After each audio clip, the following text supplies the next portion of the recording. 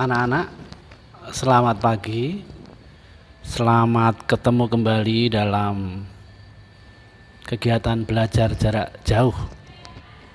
Hari ini kita akan belajar IPS tentang proklamasi kemerdekaan.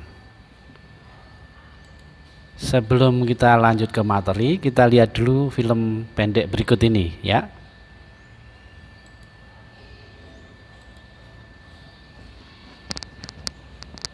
Kita saksikan, kita lihat film apa ini coba.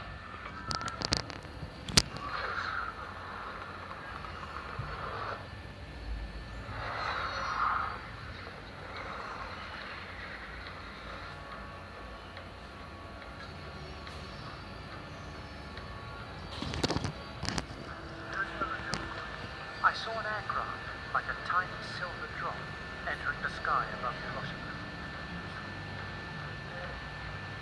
I instantly recognized it as an American plane, as no Japanese aircraft could fly at that altitude at the time. It was just one plane, so I assumed that it was passing by.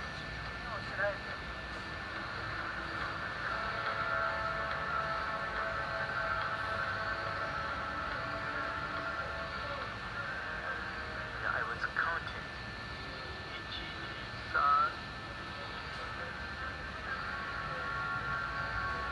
Screen 4 from Viva.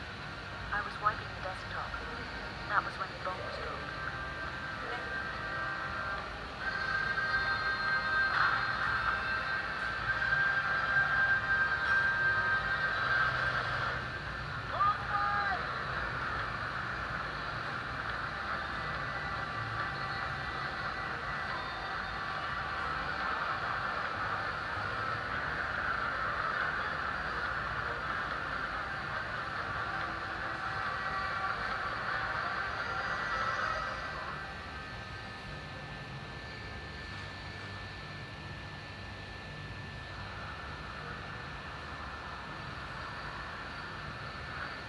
Now, it took about 45 seconds from the time the bomb left the airplane until it exploded. And I think there wasn't a man in the airplane that wasn't either timing it with his watch or counting or doing something. I was sure the bomb was a dud. I was sure it wasn't going to work.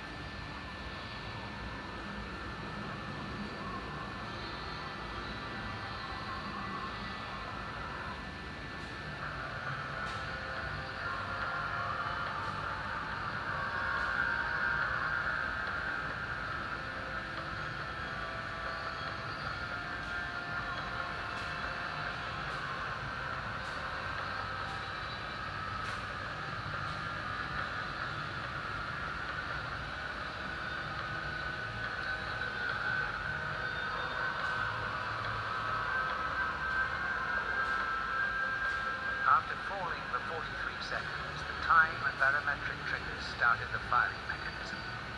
A uranium bullet fired down a barrel into a uranium target. Together, they started a nuclear chain reaction. Solid matter began to come apart, releasing untold quantities of energy.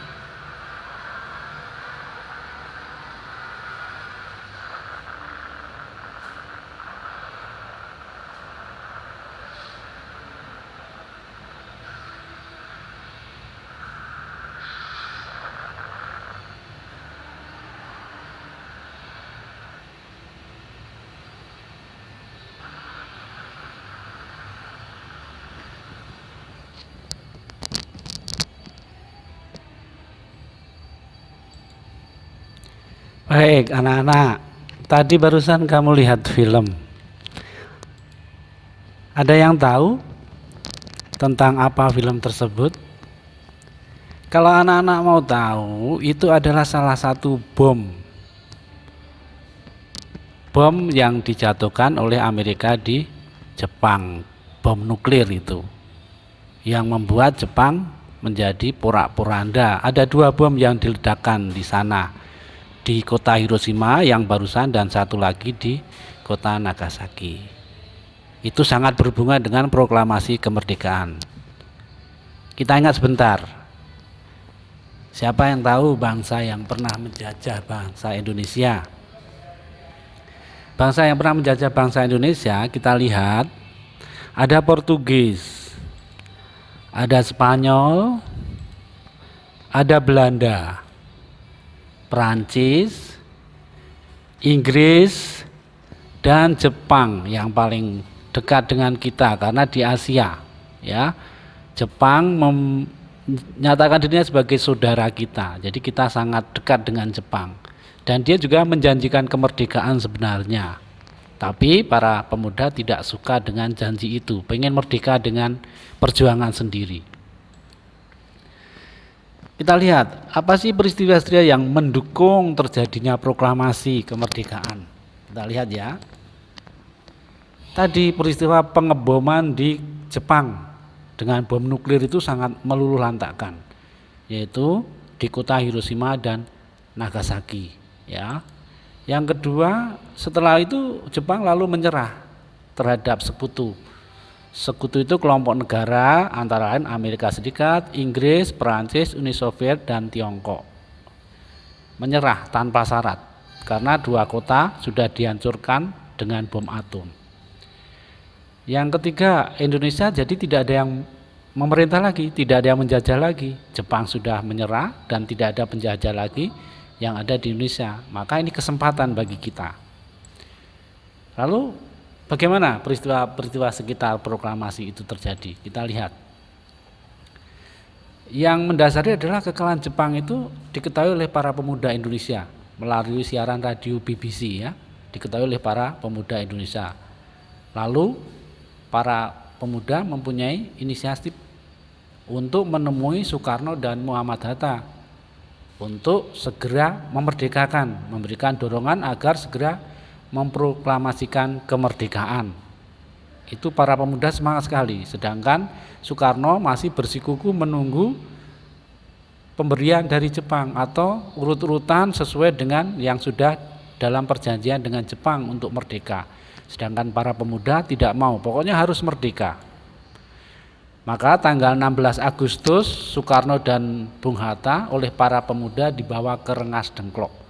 Setengah diculik begitu, dibawa ke Rengas Dengklok di sebelah utara Bekasi sana untuk diminta segera membuat proklamasi.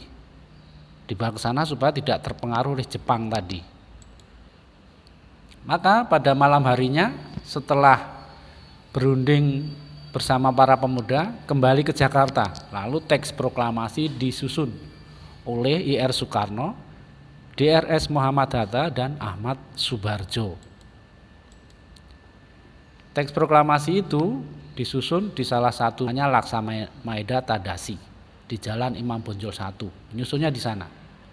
Setelah teks proklamasi ditulis tangan oleh IR Soekarno, jadi teks proklamasi ditulis tangan oleh IR Soekarno, setelah itu disusun diketik oleh Sayuti Melik, diketik. Tokoh yang hadir selain yang menyusun adalah yang lain yang menyaksikan, ada BM Dia, Soekarni, dan Sudiro. Di mana tadi disusun, tadi Bapak sudah sampaikan, disusun di rumah Laksamana Maeda Tadashi, Jalan Imam Bonjol nomor 1. Peristiwa-peristiwa dilanjutkan dengan peristiwa proklamasinya, yaitu tanggal 17 Agustus 1945. Tepat pukul 10 waktu Indonesia Barat, teks proklamasi dibacakan oleh IR Soekarno, didampingi oleh DRS Muhammad Hatta. Proklamasi dilaksanakan di depan rumah IR Soekarno di Jalan Pegangsaan Timur nomor 56 Jakarta, sekarang namanya Jalan Proklamasi. Lalu dilakukan juga pengibaran bendera merah putih yang dijahit oleh Ibu Fatmawati. Yang melakukan pengibaran adalah Latif Hendraningrat dan Suhud. Setelah itu ada beberapa sambutan dari dua orang terutama, yaitu dari Suwiryo dan Dr. Murwadi, yaitu wakil wali kota Jakarta saat itu. Kita lihat sedikit urut-urutan alur peristiwa proklamasi kemerdekaan. Peristiwa penting sebelum proklamasi, ya. Pengeboman, Jepang menyerah tanpa syarat, pengeboman Hiroshima tadi. Lalu penculikan Muhammad Hatta dan I.R. Soekarno dari rumahnya dibawa ke Rengas Dengklok. Lalu dilanjutkan dengan menyusun teks proklamasi di rumah Laksamana Maeda Tadasi. Maka terciptalah, berkumandanglah proklamasi. Nah, setelah itu maka proklamasi pun tersebar, lalu orang bergembira ria. Ada tindakan-tindakan bersorak senang menyambut proklamasi. Ya, disebarkan melalui berita-berita tangan maupun secara lisan, melalui radio yang ada pada waktu itu juga. Makna proklamasi kemerdekaan, tentu ada maknanya teman-teman. Proklamasi kemerdekaan bagi bangsa kita itu maknanya apa saja? Kita lihat. Yang pertama sebagai puncak perjuangan bangsa, ya, sebagai puncak perjuangan bangsa yang sudah berjuang, dijajah sudah cukup lama, 350 tahun dan 3,5 tahun oleh Jepang, ya. Lalu yang kedua menandai sebagai bangsa yang bebas dan berdaulat, menandai sebagai bangsa yang bebas dan berdaulat. Yang ketiga menjadi pernyataan sebagai negara yang merdeka. Proklamasi itu menjadikan sebuah pernyataan kita adalah negara yang merdeka. 4. Meningkatkan martabat bangsa. Pasti karena negara yang merdeka pasti martabatnya meningkat, ya. Dan terakhir sebagai awal untuk berjuang sebagai bangsa, yaitu untuk melaksanakan pembangunan bangsa, untuk memakmurkan masyarakatnya. Itulah makna proklamasi bagi bangsa kita. Kita lihat beberapa cuplikan gambar.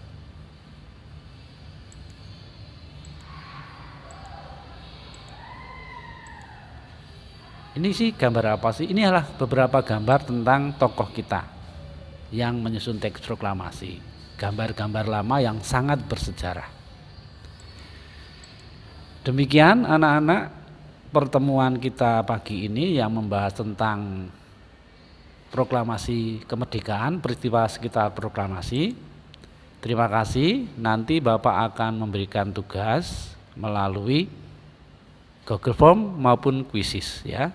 Sebelumnya tapi nanti Bapak akan share dulu link sebuah drama hasil karya kakak kelasmu dulu, dan Bapak share juga video tentang yang kita pelajari hari ini, yaitu sekitar peristiwa proklamasi.